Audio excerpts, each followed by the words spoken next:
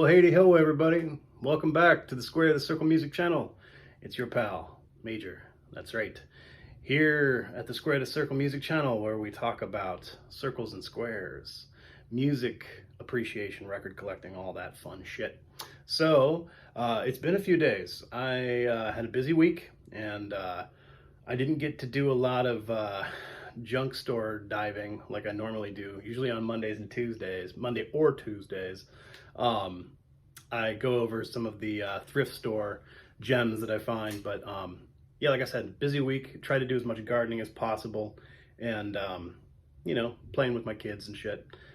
Stupid dad stuff, But even more importantly, there was a big record show in my hometown this weekend, and that's always a lot of fun for me, of course, because record shows kind of like poof, disappeared, went away for the better part of 2 years, right? So there wasn't any fun to be had for us collectors and appreciators and us, diggers. So it felt really good to get out and see some of these people that I haven't seen in years and chit chat and just kind of, reminisce and just kind of like, shoot the shit with a bunch of like-minded folks. Some of the vinyl community from right here in my hometown, the up close and personal vinyl community of my own. So anyway, yeah, that felt really great, and I just really am excited to share some of my finds with you guys. So here's just a quick little short video on my lunch break today. And I'm just going to show you what I found at the record show, the Top Score record show in Eugene, Oregon, held biannually at a great place called Level Up Arcade. It's located on 13th Avenue, deep in the heart of Eugene, Oregon. If you ever have a chance to blow through, if you're from the Northwest or any of these areas around here, if you're, from Seattle, Salem, Portland, any of those places, and you happen to blow through Eugene, check this place out. It's fucking awesome. It's a barcade, one of the many in this city and all these cities all throughout the Northwest. It's a really popular thing these days. But you can go and you can get yourself a pint, shot in a beer, and go play Galaga. It's fucking awesome. And anyway, one of our most esteemed, one of our most notorious, most talented local DJs, goes by the moniker DJ Food Stamp. Peace out, buddy. Love ya. He holds this and he does this for everybody. He puts it on. He pays for everything himself. He gets the venue. Just totally does all of this shit himself, just for the love of the game, just for the fun of it, because he loves collecting and he loves spinning and he just loves the people and just all of it. And so we love and appreciate him. Thanks again, Andre. And yeah, he just created this off the top of his head and got the venue and just started doing it probably maybe 5 or 6 years ago, and has made sure that it happens at least once a year ever since. Even throughout the pandemic, he tried really hard to clear out. He has property up in the South Hills of Eugene, and he even cleared out his own barn on his property, was willing to invite strangers to his home to have a record show during the pandemic and the height of the pandemic. And that all took place like last summer when Oregon, here in the Willamette Valley, we were hitting temperatures of like 105, 106, 100. I texted him on the day of the record show, and I was like, hey, bro, it's going to be 110 degrees today. Are you sure you want to have people hauling records into your barn?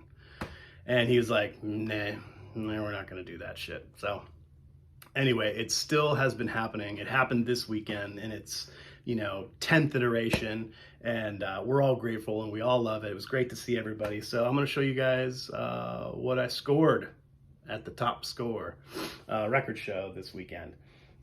First is, an artist that I adore because he happened to be the keyboardist in one of my favorite bands of all time for a very, very short duration in the mid-70s, and it just happens to be my favorite faction of the band, Yes.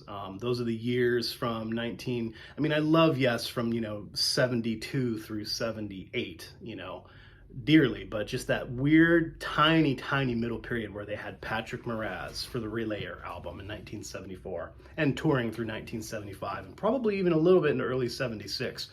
I fucking love Patrick Moraz. so much. I love his style. And this one I've never heard. I've had some solo albums of his. What's it called? Time Code. This was deep into the 80s. So like 1984. I've never seen this album. So I was like, I better, it was only a couple dollars. It was like $4 or $5. So had to pick it up. Great art. It's absolutely immaculate. Look at this fucking nerd, dude. He's so great though. Such a interesting sound and cool effects he's always gotten, especially when he was with Yes. He really brought a really new, awesome, vibrant, crazy sound to Yes. That's why I especially love the Relayer album so much. I've already gotten to needle drop this a couple times. It's really dorky. It's very 1984. Just tons of that, new wave, what was popular influence, just synth pop. New wave, synth pop. He just fell victim to that, extreme 80s shit. Yeah, him and his his keytar. There's hella keytar all over this album, dude. It's fucking rad. So, if anybody is a lover of Patrick Moraz and everything he's given the world and his eccentric nature and just kind of everything, I'm not sure if he does the vocals on here, but believe it or not, the vocals are pretty good on this album. As like I said, as kind of kitschy, kind of new wave pop as 1984 as it can be, the vocal performance and lyrics and whatnot aren't too over the top. It's bearable. It definitely gives the music a little more life than a lot of kind of real, like I said, real kitschy, poppy 80s stuff. There's some cool, lyrical and not just lyrical, but I mean like beyond the poetry. I like, like what John Anderson was notorious for in Yes, was just kind of like using the rhythmic sense of these, the syllabic, nature of words and how they work with music, and just kind of like using the words as almost kind of just more instrumentations than the words actual, having like literal meaning, if you catch my drift. A lot of that type of stuff on this album. It's pretty cool. So yeah, fun little addition to my collection.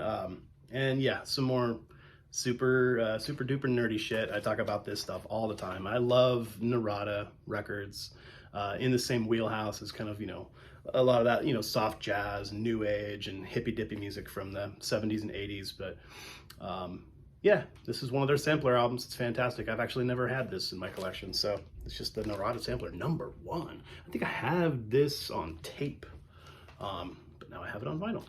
So yeah, immaculate for $3, $4. Can't turn this stuff away when you're a super nerd collector like me and you appreciate and love instrumental music, of an extreme nerdy nature. So this is gonna have a lot of time on my table. That's the kind of guy I am. Oh right, yeah, almost forgot about this. I already gave this a needle drop or two already, and I'm not, to be quite honest with you guys, I'm not quite sure about it. I really like their kind of like middle 70s to later 70s albums. This one was more kind of like formative and just kind of more just like hippie blues rock, still with really intriguing, excellent, cool elements of progressive rock, in kind of like I said, kind of formative progressive rock of yeah, these guys, the Welsh band Man. This album's called Rhinos, Winos, and Lunatics.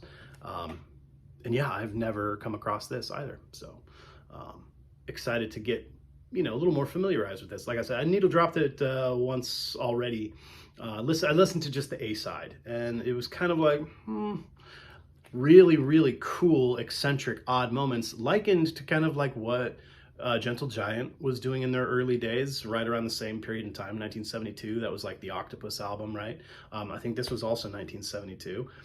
Same neck of the woods, region of the world. So you have a lot of just kind of like similar sounds and production style, and just like really eccentric, kind of oddball stuff you were hearing from America too, like with Zappa and the Mothers, more bluesy, kind of folky, hippie rock. But I really like what they did later on, and a few years later down the road in their career with, I brought out the album, the Welsh Connection.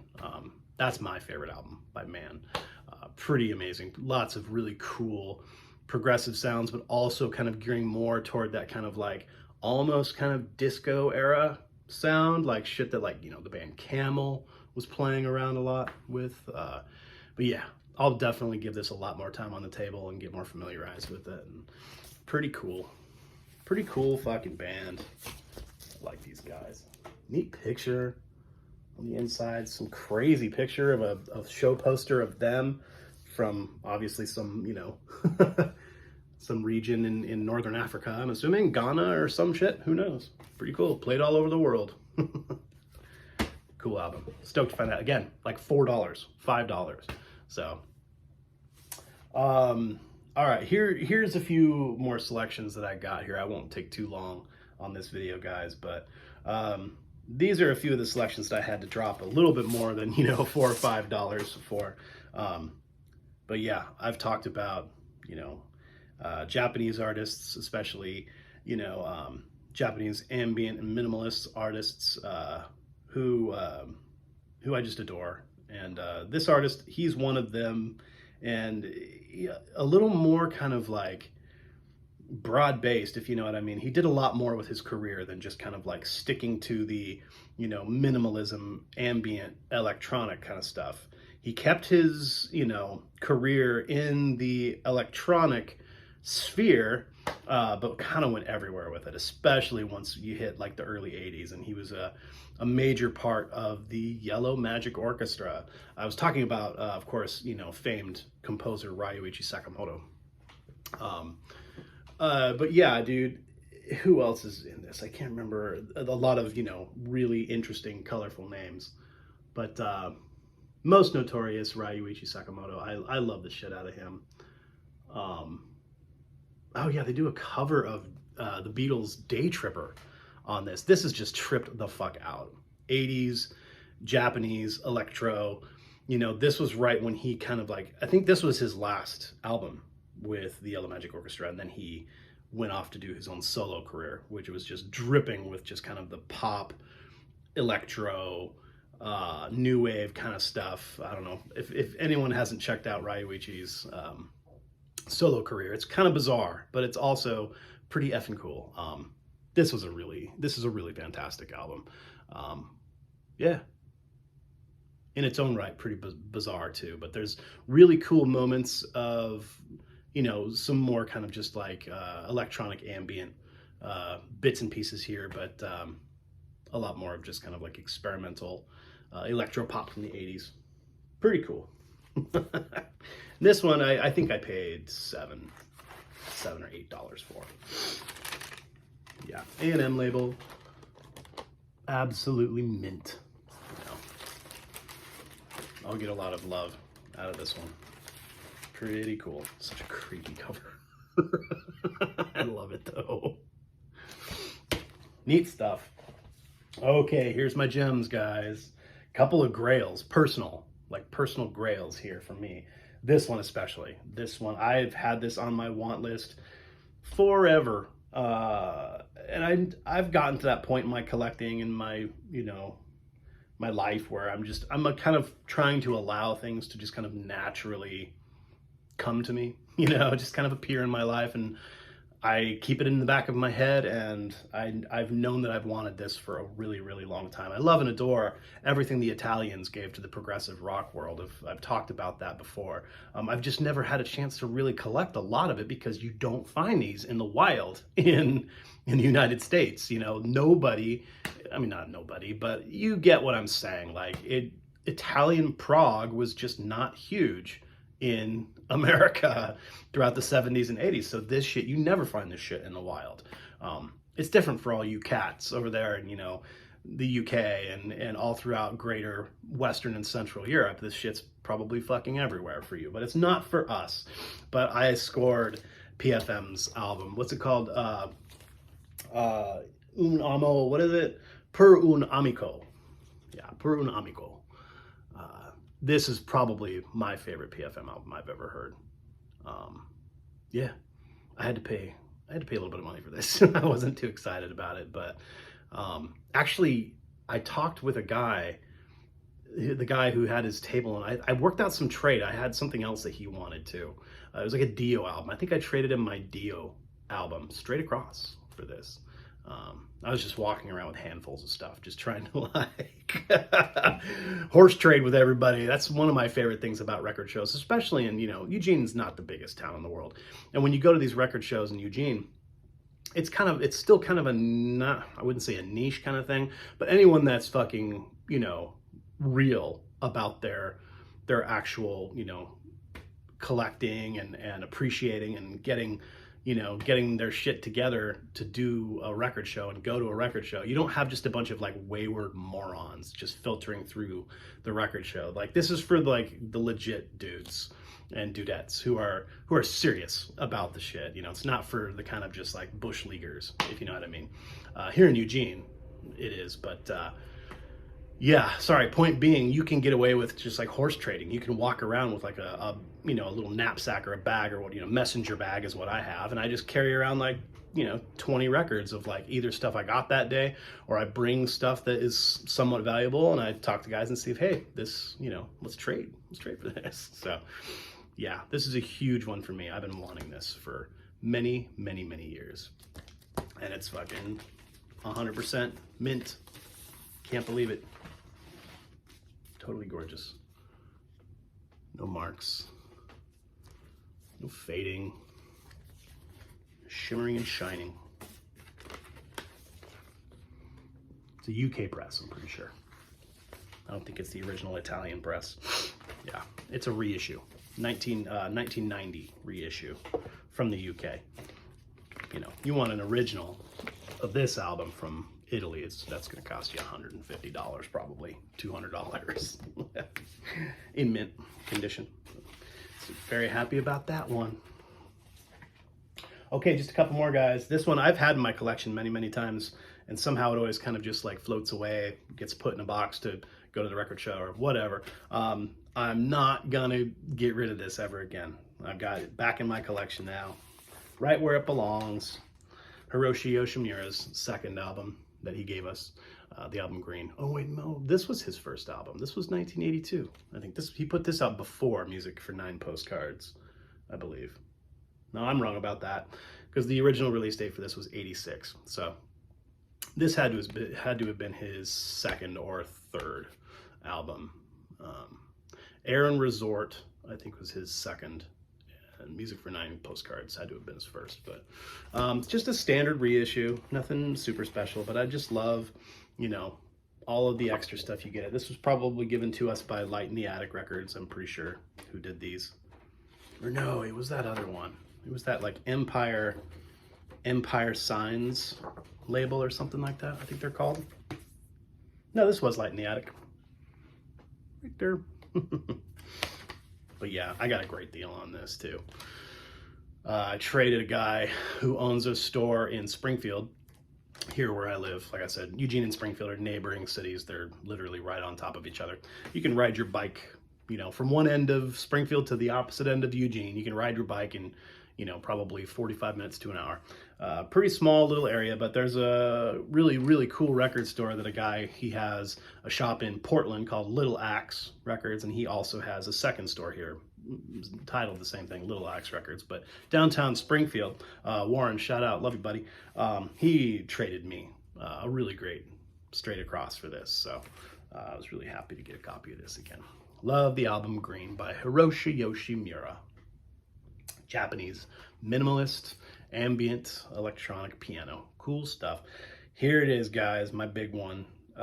Even bigger than the PFM album, if you can believe it, for me, because this is another one it's probably been on my want list for the better part of 5 or 6 years or more.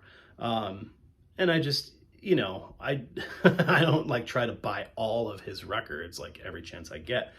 But these ones, especially the selections of like the compilation albums that he has made outside of like the ambient series are some of my favorites.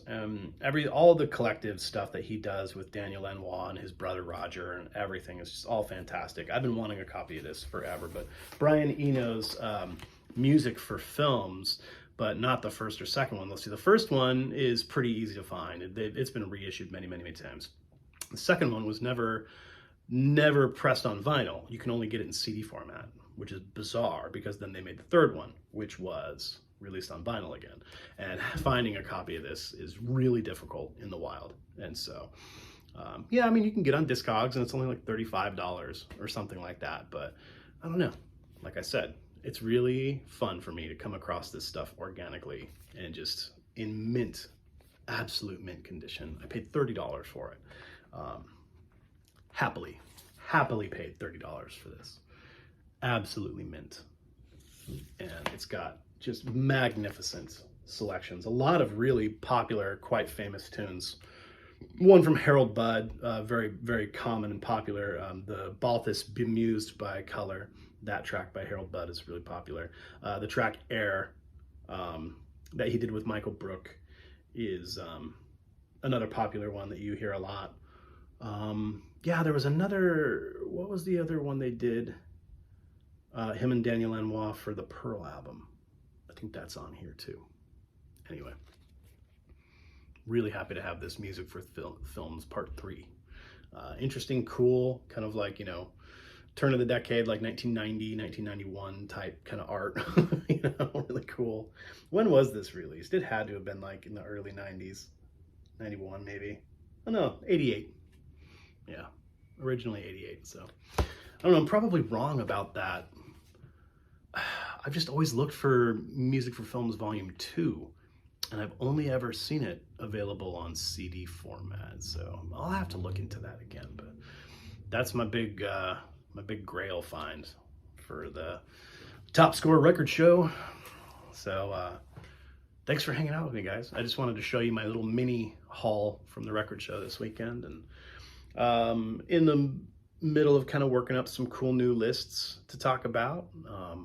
More appreciation of music going on around these parts. So I'll talk to you guys soon. Peace be with you, and yeah, keep them clean. Later, guys.